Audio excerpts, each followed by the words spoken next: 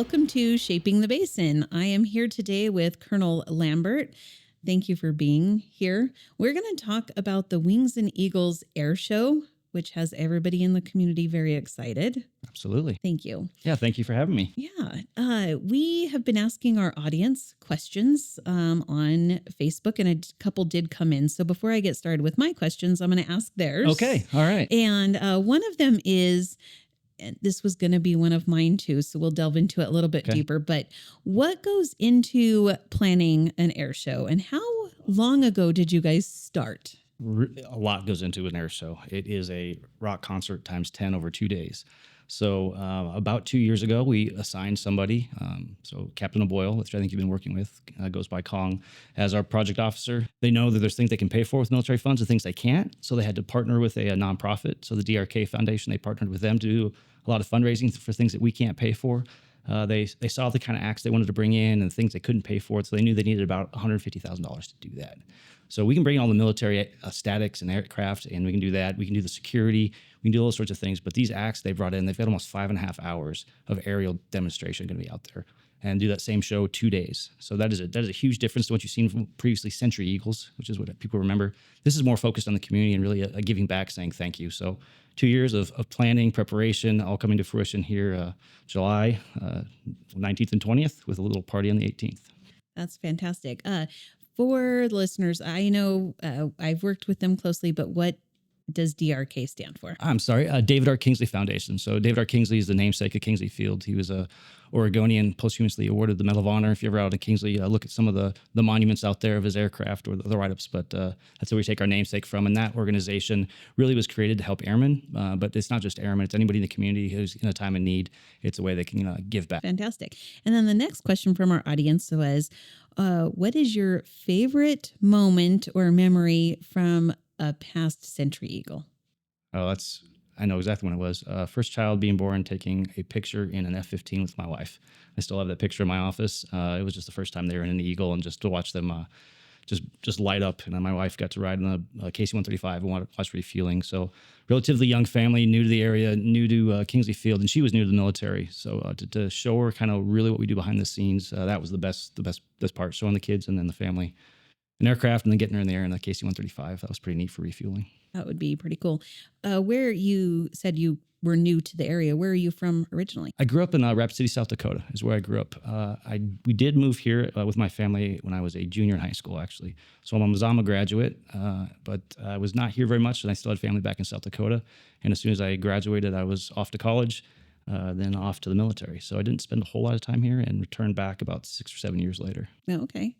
And so how long have you been in the military? I put that number out there. Well, you don't have to. This is my 29th year serving. Oh, okay. Yeah. And how long have you been at Kingsley? Did you say? It's off and on for over the last 22 years. I spent 3 years in Salem working up there. I've taken some other tours. I think I've moved away 5 times, but I keep coming back to the basin. I love this when people tell me a little bit about this, but I think it sets Kingsley apart. Can you tell us what makes Kingsley different than some of the other bases or places you've been stationed? It is entirely different. I was active duty for 6 years. I moved around.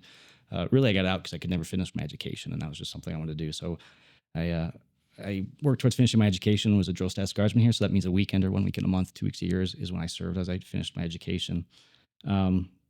But what really sets it apart, I think I noticed when I moved away, probably third or fourth time, and we were in Salem for 3 years, and we just drove back on base. And as soon as we did, you see the statics and the memorials, and you just feel a sense of pride. Like there is ownership and pride in that place that I have never seen anywhere else. There is just a smell of excellence everywhere you go, and I don't know. It's very unique, and I can't describe it. But as soon as we pull back on the gate, I had job offers in Hawaii and Germany and DC, and there's different career opportunities that probably we would have excelled me quicker, we'll say, or to a higher rank, but that wasn't the goal. And when we came on a base, we just looked at each other and were like, this is where we're going to raise our family. So that's why we moved back to Klamath. I love that. So here we are planning this air show. Yes. And a lot of people in the community think that we've had one every couple of years, but this is actually different. And I think they're confusing Century Eagle with the air show. Yes. Talk to us about what Century Eagle was and how the air show is something different. Yes. So Century Eagle is a large force exercise. If you think of your Top Gun exercise in the movies. It's basically you're bringing the best and the brightest together, and it's a small fight to a big fight at the end of the week. And then we would open it up for one day of open house. We just kind of get to see the airplanes taxi around. There's a little static. This is different. We're doing a smaller exercise before to bring those military assets here, but it is a 2-day focus on the public air show. And there are statics from all over. We've got the Thunderbirds. That is a huge draw. We haven't had, I can't even remember the last time they've had here. When they show up, all the rest of the act shows up. We've got wing walkers. We've got a jet engine car. We've got a little aerobatic plane that weighs 500 pounds and goes 300 miles an hour. They have done a really good job of booking some really neat acts and focused on the flying aspect of the air show and really just opening it up to their hometown Air Force and showing what we do. So that's the big difference. And I don't think we've even had a real Century Eagle for almost 7 years, if I remember right. And I'm not sure we'll have one again. We're going through a pretty big conversion here with airplanes and swapping in and out, and it'll be a few years before we're able to open up to the public like this, I think. So it's a good opportunity to get out and see your local hometown Air Force. And so you mentioned the new aircraft. Mhm. You're going from the F-15 to the F-35s. We have been chosen as the preferred location for what they call Pilot Training Center 3, so the third pilot training center for F-35As for U.S.-only training. We still have to get a record decision signed. That's like the big stake in the ground to make the basing decision final. We hope that happens, and we're working towards that with first aircraft arrival in, we'll say, August of 2027. There's a lot of concern, I'll say, in the community when I talk to people. What are you going to do between, let's say 8 months from now and then? There is so much that has to be done. It's basically, think if you had to retool a whole manufacturing plant, all the tooling, all the training, all the equipment, we've got to swap that whole base out. We've got to do a ton of construction. We've got to get people off to training. And in the meantime, we hope to bring F-35s here at least quarterly so our airmen can get training here and not have to send them out as much. So there's a lot of opportunities in that downtime, but it's a little uncomfortable for people. And I understand that, but we're in a much better situation, I can say, a lot of other places, and the future is extremely bright for Kingsley and the Klamath Basin. That really secures, I'll say, from my opinion, the economic base for the next 30 years. And so a little challenging, but it's a good challenging. I'd rather have this than other challenges other installations are up against. Absolutely. And the F-35s, will they be at the air show? There will. We actually have an F-35 demo team and static. So they'll get to you'll see it perform to basically its max capacity. You'll see it do all sorts of maneuvers, and they'll be announcing what it's doing and why it's doing that. All sorts of demo teams. Like I said, that 5.5 hours. You got a KC-135 demo team. I think I talked about the Wing Waters as an aerobatic show. It is going to be an amazing 5.5 hours. And it's 2 days. It is So 2 is it days. 5.5 hours both days? Will it be the same thing both days? It will be the same thing both days. We expect, we'll say, about 40,000 people. We hope 20,000 to 20,000, but we expect a lot of people here, a lot of tourists from the area. We've got advertisements from Portland to Redding to the coast. We haven't had a social media presence like this, I think, ever before. And we're really getting the word out, and we're getting a lot of interest. But yes, it'll be the same show those 2 days. And it all kicks off actually on the 18th. We've partnered with the Downtown Association to make Third Thursday, Third Friday. And we'll have the F-35 demo team downtown, and just really a big party with bands. And I think Third Thursday, but just bigger with an air show focus to really showcase what we're going to be doing over the next 2 days. That's fantastic. So the Downtown Association, they've moved their Third Thursday to Friday. Yes. Special, I think a worthy change. Yes, I think they're calling it Fighter Friday is what they're calling it. Oh, that's fun. Kind of catchy. That's awesome.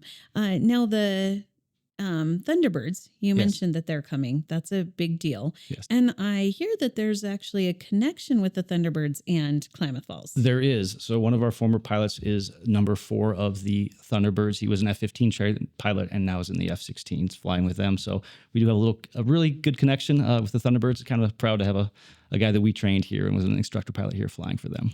That's really cool.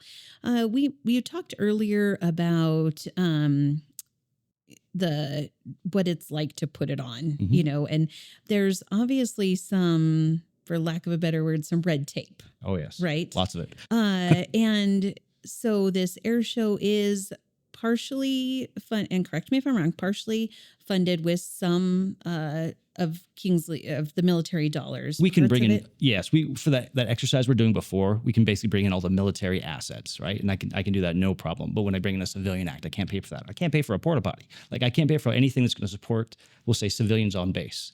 So we had to find a way to raise that, to keep it free. Now, there's ways we can do it to just charge everyone, but the intent is to have open access to the public, to say thank you to Klamath County, and we wanted to keep it free. So that's why we've had that separate fundraising effort. It was really just to make sure to open access to everybody in the Klamath Basin, or frankly, anywhere who can get here and come see what they're their hometown Air Force is all about. That's awesome. So it's going to be free to the public. Free to the public. That's pretty crazy. That's pretty fun. Yes, and the challenges we've always had, even with smaller crowds, is parking and access. So there's a little different parking plan. We've got 3 different parking locations. So at the fairgrounds, at KCC, and then a corner of Brettway. It's crossroads there. Homedale And Brettway, Brettway, is that- exactly. yeah. So there's fields there that we've cleared out and cleared with ODOT, and they'll be shuttling people via bus. So much better than doing that than getting landlocked, trying to come in and park, and it's really just been gridlocked. So we hope that's a lot quicker. Also, check out our websites, 173rdfighterwing.ang.af.mil, and you can see what you can and can't bring on. That's another problem we have is people trying to bring weapons and things on. It's kind of like going to the airport. So you're going to have to go through a security line just to keep everybody safe, and that takes a little bit of time, so plan accordingly. On the website, it'll have listed where all the parking routes are. Also, it'll have all the acts on there. It'll have all our food vendors. So it's also kind of a big party on base as well.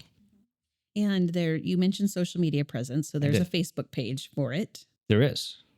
Wings and Eagles Air Show. Is that what it's named It for is. people looking? And that is the DRK side of it. So I'm supposed to tell you to go to the military site. Okay. But DRK would say go to that site, and they've got a pretty good description of everything I'm talking about. And the sites will likely mirror each other once things are final. Okay. A lot of our statics change all the time as we get more and more people committing. Sounds good. So the best place to go is the 173rd Fighter Wing website. And that also links you to Wings and Eagles. But yes. Perfect.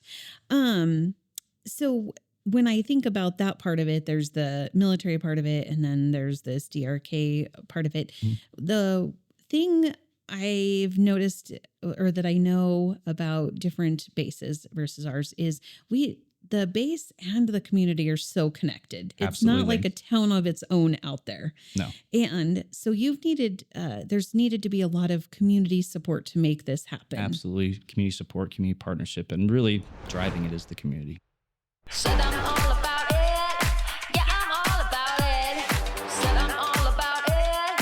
Yeah, yeah, yeah, yeah, yeah, yeah. Said I'm all about it.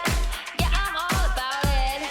Said I'm all about it. Yeah, yeah, yeah, yeah, yeah, yeah,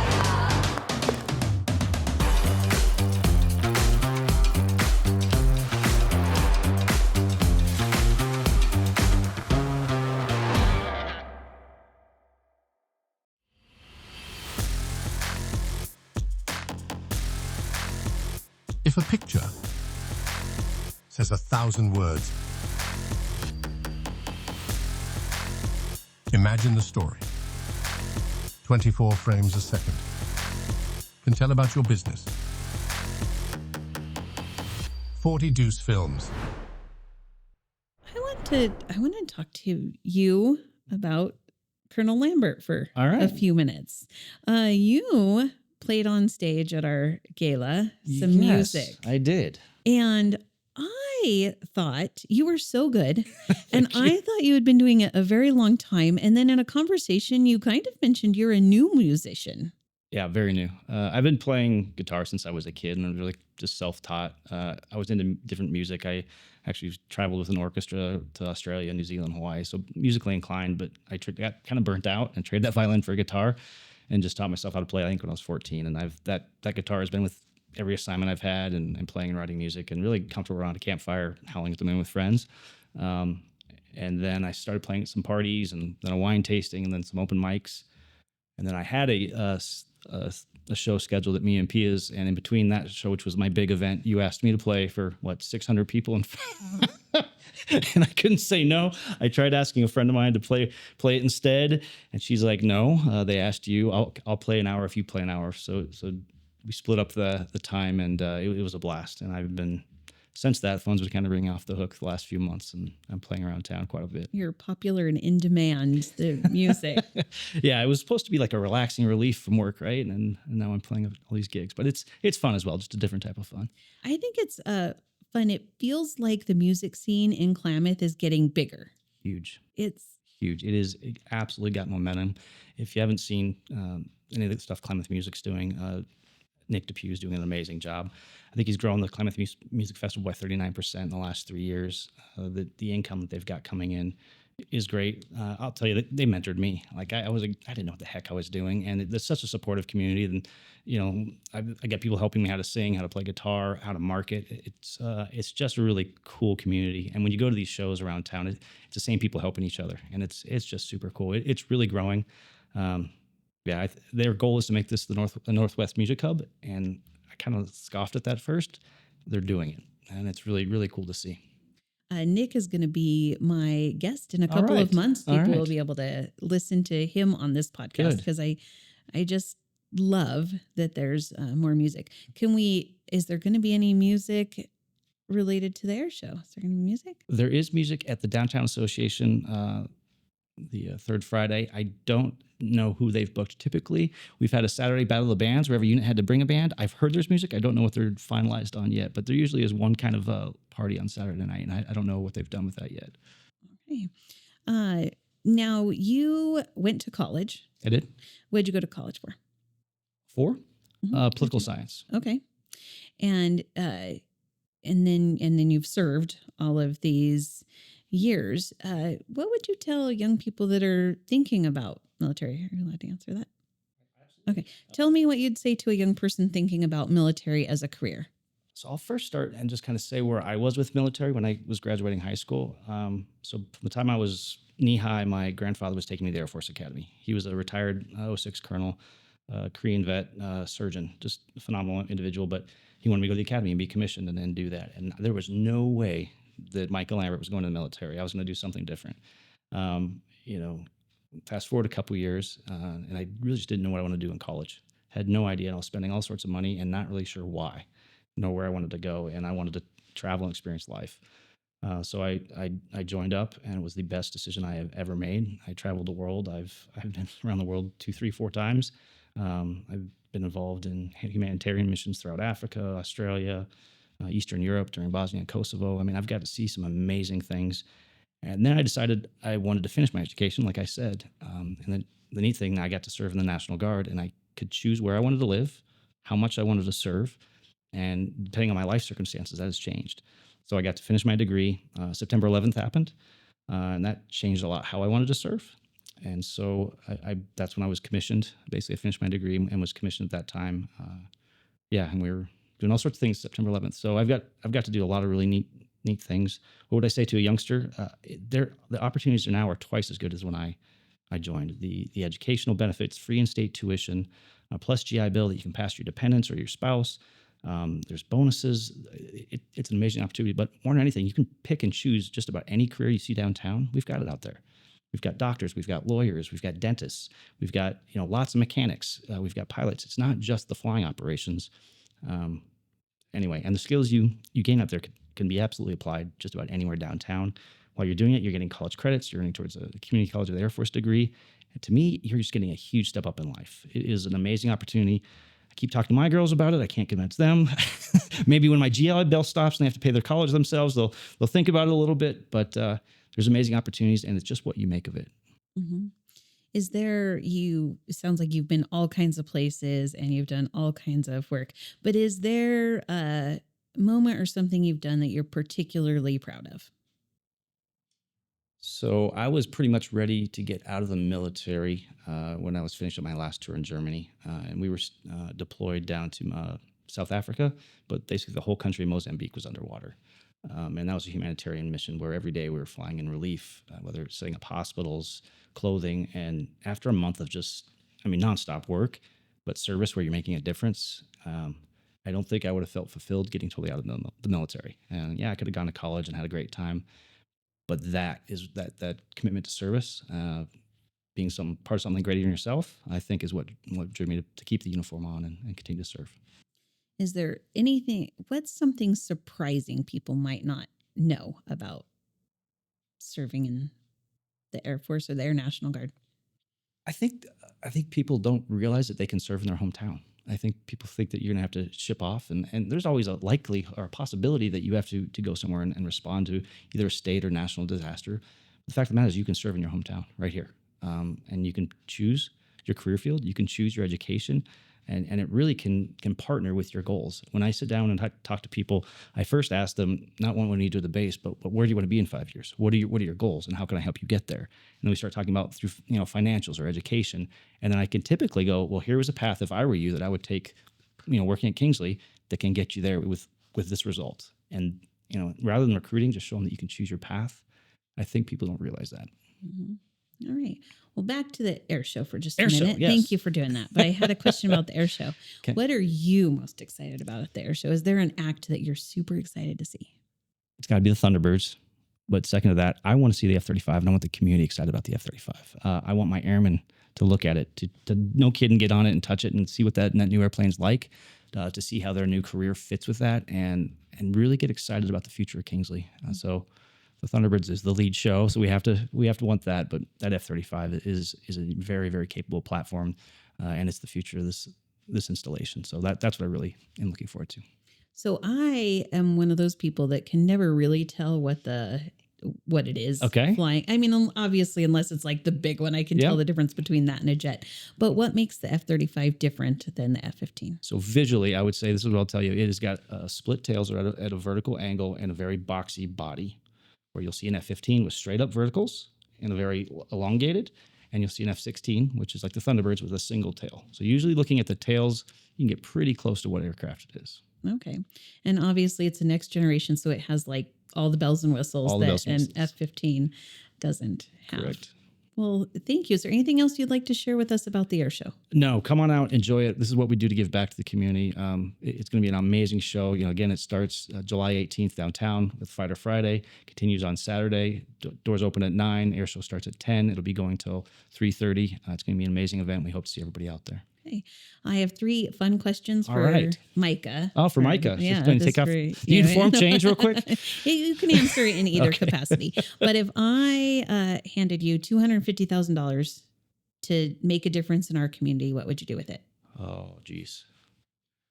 I mean, on a personal note, I'd build an outdoor amphitheater for Klamath Music, but that would just be for me. And I'm not sure that's really what we need. Man, $250,000. That's a tough one. My mind keeps going towards music because that's what I enjoy. But I'm really looking at, and it's probably more than $250,000. I'm looking at the congestion in our schools right now, and I'm concerned about that with growth of Klamath. To me, that's a pinch point. I'm not sure how much $250,000 can do about it, but that's just a need that I keep seeing. That I think, as we look, my family looked around over the country and where we wanted to live. The first thing they did is look at schools. What schools we want to put our kids in, and how's the teacher to student ratio, and what's the capacity. And as I look around, we're pretty stacked up in these schools right now. So. Does that answer kind of? So, yeah. What I would do personally do. and what I think the community really I needs? think it's perfect. And I Okay. think music can be I think it can be a I- big change in a community I too. don't disagree. Yeah. I'm watching like the Hayden Amphitheater in Bend and what they're doing. They're bringing in every big act this year, this summer. Yeah. I mean, we're not that far away, and we could easily have an outdoor amphitheater to something close, or even catch those acts on their way in and out of town. Anyway, I'm probably taking all of Nick's thunder here. I need to No, you're good. It'll be perfect. right. But I guess I wasn't going to ask you this, but I'm going to now. Okay. If you could have one act here in Klamath to see, who would it be? this year. I think Tyler Childress, because he's in Bend and I'm going to be working. He's the same weekend as Wings and Eagles, but we're going to Cody Johnson in Pendleton, and then we're going to go to Kenny Chesney in the Sphere in Las Vegas. Those are our 2 big trips this year. So I'm going to see the ones I really want to see. I'd like to bring him here. I remember actually I saw that he was going to be, I think we messaged Yes, I about think it. so. I was like, oh, look who's coming. And oh, why that weekend? If we could pull any strings and get that date changed or get him here, him here. instead, right? Invite him He to the should air be at the air show. That's what I yeah, think. I need to give him Cat McGraw a little to do here. Go get a new band. Yeah, I like it. And then last question. Yeah. Tell me about one of your role models. I think I'm going to pick General Harris. So just a mentor of mine, an amazing man. I hear a lot of people talking about I don't have a mentor. I don't have anybody mentoring me actively. And I have a hard time with that because I see mentorship all around, good and bad. And I think, especially at the base, it is an entire leadership laboratory. And there are all sorts of types of leaders out there. But for me, he was what I wanted to be just a selfless servant leader. And I didn't know that was such a powerful tool, where I saw very inspirational different things, but that was my style. It was, how do I take care of my people? What can I do for them? And so really I've kind of followed him career path, literally in jobs. I've replaced him. He's currently actually the Hawaii National Guard commander, General Harris. So yeah, he's probably one of the mentors I look up for, just for his demeanor, his leadership. And really I saw a lot of traits that I could improve on and become more like him. Thank you. Thank you for your time today. Absolutely. This was fun. Thank you. And thank you to our sponsors, Running Wire Resort and 40 Deuce Films.